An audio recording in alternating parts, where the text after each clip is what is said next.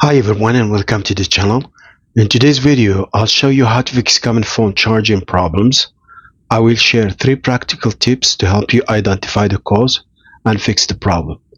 Most charging failures usually come down to 3 main factors. If your phone is not charging, the problem is mostly commonly related to one of these 3 factors.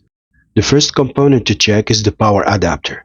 Ensure that you are using a functioning adapter by testing it with another device. Over time, power adapters can degrade and lose their ability to deliver sufficient output, which may prevent your phone from charging properly. Second-hand or low-quality adapters may deliver inconsistent power, causing extremely slow charging and potential overheating of your phone.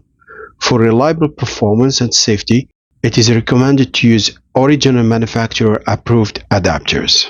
If your phone is not charging, change the adapter. Try another one.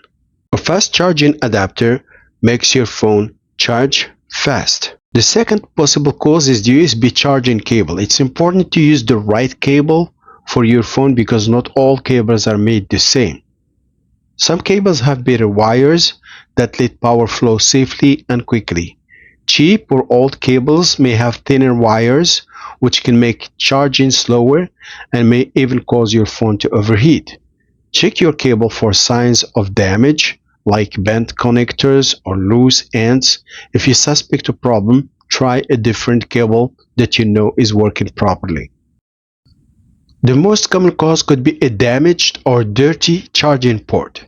Gently clean the port with a soft toothbrush to remove lint or debris that may be blocking the connectors. Over time, ports can wear out from frequent use. If the port is damaged, consider using a wireless charging pad until you can get your phone repaired.